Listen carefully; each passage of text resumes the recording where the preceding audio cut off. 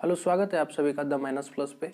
आज के वीडियो में हम लोग क्लास 9th का जो मैथ है एनसीईआरटी उसमें एक्सरसाइज 1.2 सॉल्व करेंगे। अभी नंबर सिस्टम संख्या पद्धति हम लोग कर रहे हैं। एक्सरसाइज 1.1 हम लोगों ने सॉल्व कर लिया है और इस वीडियो में हम लोग एक्सरसाइज 1.2 सॉल्व करेंगे। ठीक है, तो एक्सरसाइज 1.2 संख्या पद्धति एनसीईआरटी का सॉल्यूशन जो भी है एक्सरसाइज 1.2 में सभी क्वेश्चंस को सॉल्व कर लेंगे। तो टेलीग्राम पर आप लोग ज्वाइन कर लीजिए क्लास के पीडीएफ के लिए। अभी तो नहीं आ रहा है पीडीएफ, तो पिछला कुछ जो पीडीएफ है बहुत कुछ है टेलीग्राम वाले चैनल पे। तो टेलीग्राम पे अगर आप लोग ज्वाइन करना चाहते हैं तो टेलीग्राम पे सर्च करें द माइनस प्लस EDU बिना स्पेस के और ज्वाइन कर लीजिए उस पर। ठीक है, और चलिए आज की वीडियो को शुरू करते हैं पहले क्वेश्चन से। पहला जो प्रश्न है हमारे पास ये है कथन वाला। ये सत्य है, ये असत्य है, ये हमको बताना है। ट्रू है या फॉल्स है, ये बस चेक करना है। देखिए, प्रत्येक अपरिमेय संख्या एक वास्तविक संख्या होती है।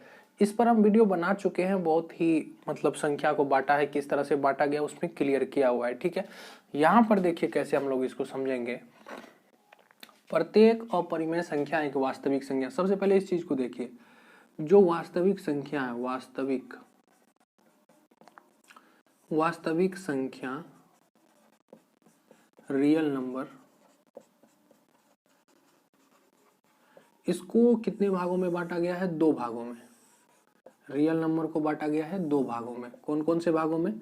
एक तो रैशनल यानी कि परिमेय और दूसरा बांटा गया है इरेशनल यानी कि अपरिमेय। ठीक है, अभी यहाँ पर ध्यान से देखिए, इसको सॉल्व करने के लिए आपको समझ में आएगा इस चीज को देखने के बाद कि प्रत्येक अपरिमेय संख्या एक वास्तविक संख्या होती है। ये बात सत्य है या असत्य है, ये आपको बताना है। तो कैसे हम लोग सोचेंगे? देखिए, वास्तविक संख्या जो है उसको 2 भागों में बांटा गया। मतलब जितना भी वास्तविक संख्या है, वैसे तो इनफाइनाइट है, मान लीजिए 10 वास्तविक संख्या, फिलहाल के लिए मान लीजिए 10 वास्तविक संख्या है, तो उसको 2 भागों में बांटा गया। 2 ब्रांच है उसका। कुछ वास्तविक संख्या इसमें रखा गया है और कुछ वास्तविक संख्या इसमें रखा गया है। मतलब कुछ वास्तविक संख्या है जो परिमेय है और कुछ वास्तविक संख्या जो है अपरिमेय है। और परिमेय और अपरिमेय टोटल मिला के जो है वो अपने पास जो पूरा वास्तविक संख्या है वो है। इस बात को समझिए, जो वास्तविक संख्या, मान लीजिए एग्जाम्पल लीजिए 0 1 2 -1 -2 7 -7, ये वास्तविक संख्या है। ठीक है, और ले लेते हैं 1-2 एग्जाम्पल। √2 √3 पाई, ये हो गया वास्तविक संख्या। ठीक है, ये हो गया वास्तविक संख्या। तो इसी में से कुछ जो है वो रेशनल है, जैसे 0 1 2 -1 -2 -7, और कुछ है जो इरेशनल है, जैसे √2 √3 और पाई। तो टोटल जो अपने पास है उसी में से कुछ परिमेय है और कुछ अपरिमेय है। तो सवाल अब देखिए, प्रत्येक अपरिमेय संख्या एक वास्तविक संख्या है। प्रत्येक अपरिमेय संख्या एक वास्तविक संख्या है, मतलब जितना भी अपरिमेय संख्या है वो वास्तविक संख्या है कि नहीं है? तो जितना भी अपरिमेय होगा वो वास्तविक तो होगा ही, क्योंकि उसी का ब्रांच है ये। जितना भी अपरिमेय संख्या है सभी के सभी वास्तविक संख्या भी होगा, और जितना परिमेय है सब वास्तविक संख्या होगा। ठीक है, तो ये हो जाएगा सत्य। सत्य मतलब ट्रू। ठीक है, पहला हो गया ट्रू। अब देखिए दूसरा देखेंगे, उससे पहले ये लास्ट वाला देख लीजिए, लास्ट वाला, क्योंकि इसी से रिलेटेड है इसलिए। देखिए, प्रत्येक वास्तविक संख्या एक अपरिमेय संख्या होती है। देखिए, जो भी वास्तविक संख्या है यहाँ पर लिखा हुआ है वो हम बोल रहे हैं, जितना भी वास्तविक संख्या है सब अपरिमेय है। तो देखिए, जितना भी वास्तविक है सब अपरिमेय तो नहीं है, जितना वास्तविक है उसमें से कुछ परिमेय है और कुछ अपरिमेय है। तो यहाँ पर कह रहा है प्रत्येक वास्तविक संख्या, प्रत्येक मतलब जितना है सब, A to Z, तो प्रत्येक वास्तविक संख्या अपरिमेय संख्या है। इस कथन का कहना है ये चीज, जो कि सरासर गलत है, क्योंकि आप देख सकते हो जो वास्तविक संख्या है उसमें से कुछ अपरिमेय है और कुछ परिमेय है। तो ये हो गया असत्य, मतलब फॉल्स। ठीक है, ये हो गया फॉल्स, ये पहला वाला हो गया ट्रू। ये आप अगर समझ गए तो इसको हटा देते हैं और यहाँ पर 2 नंबर का सॉल्व करेंगे। अब देखिए चीज, संख्या रेखा पर प्रत्येक बिंदु, एक संख्या रेखा बनाते हैं। ठीक है, इसको सीधा बनाना चाहिए। 0 1 2 3 4 -1 -2 -3, यहाँ दे दीजिए 1/2 नहीं 1/2 ना 1/5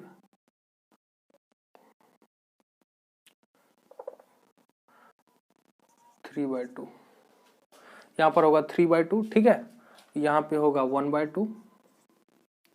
तो अब एक चीज देखिए, ध्यान से देखिए, सवाल पढ़िए। संख्या रेखा पर प्रत्येक बिंदु, मतलब संख्या रेखा पर तो इनफाइनाइट बिंदु है, इनफाइनाइट पॉइंट्स हैं।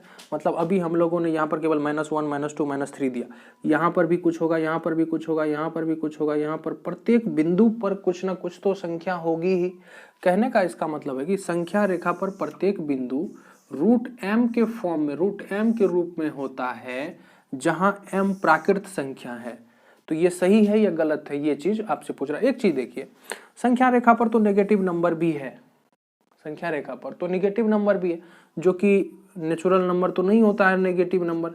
जितने भी नेगेटिव नंबर है वो नेचुरल नंबर तो नहीं है। नेचुरल नंबर ये स्टार्ट हुआ 1 2 3 4 5 10, ये हो गया नेचुरल नंबर।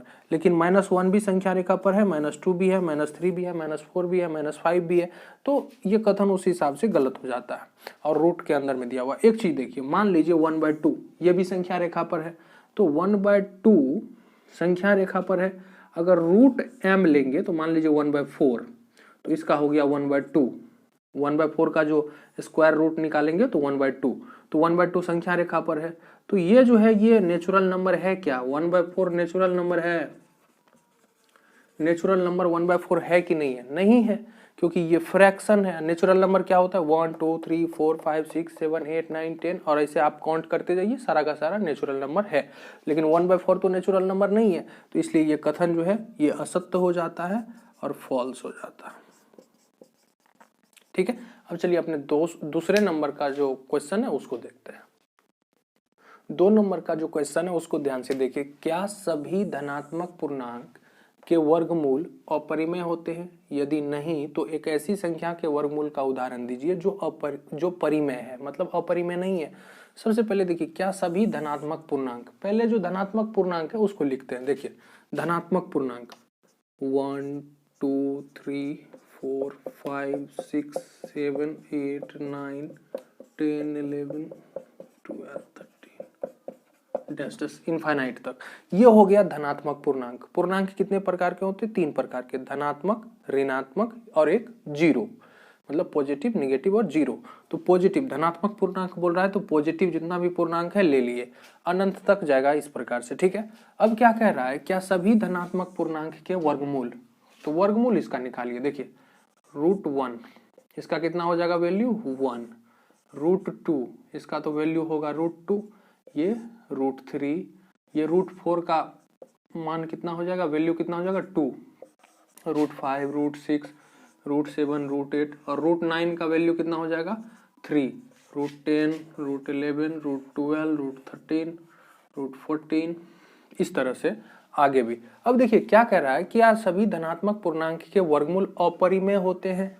देखिए ये धनात्मक पूर्णांक था, उसका हम लोगों ने वर्गमूल निकाला, तो देखिए इसका मान कितना आया 1। ये क्या है? परिमेय।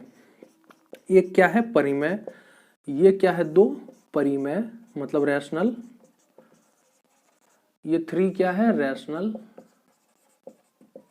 तो ये तो परिमेय है, ये भी परिमेय है, ये भी परिमेय है।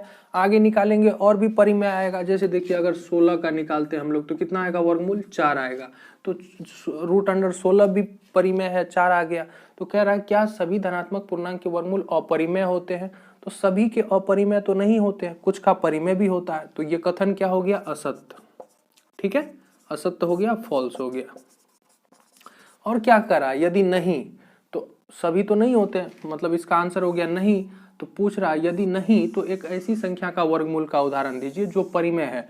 तो आप कोई भी उदाहरण ले लीजिए, √1 का उदाहरण ले लीजिए, या √4 का उदाहरण ले लीजिए, या √9 का उदाहरण ले लीजिए, या फिर √16 का ले लीजिए, या फिर √25 का ले लीजिए, या √36 का ले लीजिए। तो कोई सा भी एग्जाम्पल लीजिए जिसका वर्गमूल निकल जाए मतलब जो परिमेय है वो, ठीक है। ये अपरिमेय है, ये अपरिमेय है, ये अपरिमेय, अपरिमेय, अपरिमेय, अपरिमेय, लेकिन ये सब तो परिमेय है। तो ठीक है, ये समझ गए आप लोग। अब चलिए अगले क्वेश्चन, तीसरे नंबर का जो प्रश्न है उसको देखते हैं। जो तीसरा प्रश्न है हमारे पास बहुत इंपॉर्टेंट है और इस पर एक वीडियो बना भी चुके हैं, ठीक है। पिछली जो वीडियो आई थी उस पर हम लोगों ने यही बात किया कि इरेशनल नंबर को नंबर लाइन पे कैसे दर्शाते हैं, कैसे रिप्रेजेंट करते हैं, ठीक है। इसी पर हम लोगों ने उस वीडियो में पूरा बात किया था। आज जो ये एक्सरसाइज का वीडियो है इसमें ये आ गया कि √5 को संख्या रेखा पर दर्शाएं। तो यहाँ भी इसको हम लोग सॉल्व कर लेते हैं। देखिए कैसे करना है, अगर आप लोगों को उस वीडियो में समझ में नहीं आया था तो ध्यान से देख लीजिए, जैसे यहाँ पर समझ में आ जाएगा। सबसे पहले इसमें पाइथागोरस का हम लोग यूज करते हैं। जैसे √5 के लिए हम लोग को ये करना होगा कि अंडर रूट, देखिए पहले तो 1 का स्क्वायर देंगे प्लस, अब कितना का स्क्वायर दे कि √5 हो जाए। देखिए 2 का अगर हम लोग स्क्वायर करते हैं तो 1 का स्क्वायर कितना हो जाएगा 1, और 2 का स्क्वायर कितना हो जाएगा 4। तो 4 और 1 दोनों को ऐड करेंगे तो 5 आ जाएगा। हम लोगों को पहले ये पता करना है, ये तो ये हो गया अपना परपेंडिकुलर और ये हो गया अपना बेस, ठीक है। ये हम लोग पहले ऐसे पता करेंगे इस तरह से, ठीक है। देखिए पहले जो जिसको संख्या रेखा पर बोल रहा है कि दर्शाइए उसको लिखेंगे, फिर अंडर रूट देंगे, 1 का स्क्वायर दे देंगे अपने मन से, ठीक है। 1 का स्क्वायर 1 हो जाएगा। अब 1 में कितना जोड़ेंगे कि 5 आएगा 4, तो 4 का वर्गमूल कितना होता है, मतलब 4 जो है, देखिए यहाँ पे 4 देना था तो 4 कौन सी संख्या का स्क्वायर है, तो 2 का स्क्वायर है, तो ऐसे दे दिए। तो ये पहले आप लोग पता कर लीजिएगा। पिछली वीडियो में हम लोगों ने इस पर डिटेल में बात किया। तो 1 और 2 हमारे पास आ गया। अब एक संख्या रेखा बनाइए, बहुत आसान है इसको डिनोट करना। देखिए मान लीजिए यहाँ पे 0 है, यहाँ पे 1 है, यहाँ पे 2 है, यहाँ पे 3 है। तो ये हम लोग नाप करके हम लोगों को देना चाहिए 1 सेंटीमीटर पर, या कोई भी फिक्स यूनिट होना चाहिए। जितना दूरी इस दोनों के बीच है उतना ही दूरी इस दोनों के बीच, उतना ही दूरी इस दोनों के बीच। ऐसा होता है संख्या रेखा। इस तरफ होता है -1, -2, -3, -4, इस तरह से। ये हो गया संख्या रेखा।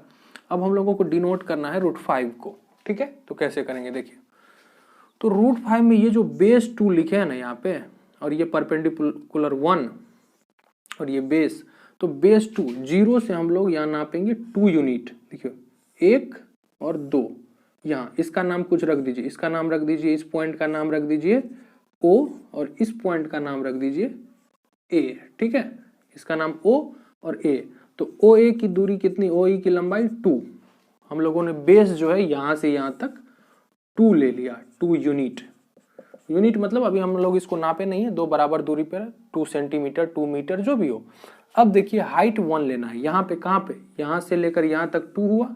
यहाँ पर सीधा परपेंडिकुलर 90 डिग्री का कोण बनाते हुए यहाँ पे 90 डिग्री का कोण बनना चाहिए। मतलब इस लाइन पे सीधा सीधा एक लाइन खींचेंगे और उसकी लंबाई कितनी होनी चाहिए, 1 यूनिट, ठीक है, 1 यूनिट। जैसे ये 2 सेंटीमीटर है अगर, तो ये 1 सेंटीमीटर होना चाहिए, ठीक है। अब देखिए हम लोग क्या करेंगे, यहां से यहां इसको मिला देंगे। इसको मिला दिए तो ये क्या बन गया, एक ट्रायंगल बन गया। ये त्रिभुज आप लोगों को दिखाई दे रहा होगा। ये क्या दिखाई दे रहा होगा आप लोगों को, त्रिभुज। ये त्रिभुज, इसका नाम रख दीजिए बी, इस पॉइंट का नाम रख दीजिए बी। तो OAB एक ट्रायंगल है, एक ट्रायंगल है। कौन सा ट्रायंगल है, राइट एंगल ट्रायंगल है, ठीक है। OAB एक ट्रायंगल है। कौन सा ट्रायंगल है, राइट एंगल, मतलब समकोण त्रिभुज है। अब देखिए यहां से लेके यहां तक की लंबाई है 2 और यहां से लेके यहां तक की लंबाई है 1। तो इसकी लंबाई कितनी हो जाएगी, √2 स्क्वायर प्लस 1 स्क्वायर, यानी कि √5। हम लोगों को यही तो पता करना था, √5। तो इसको 2 लिए, इसको 1 ले लिए, तो ये √5 आ गया।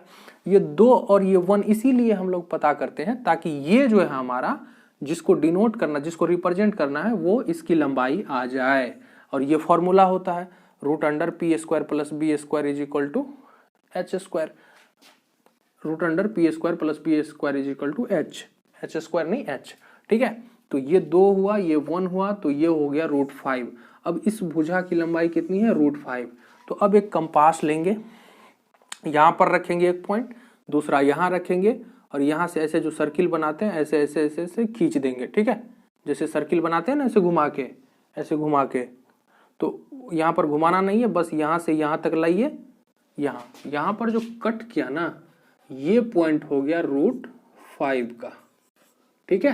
तो ये जो पॉइंट है यहाँ √5 लिख देंगे, बस डिनोट हो गया।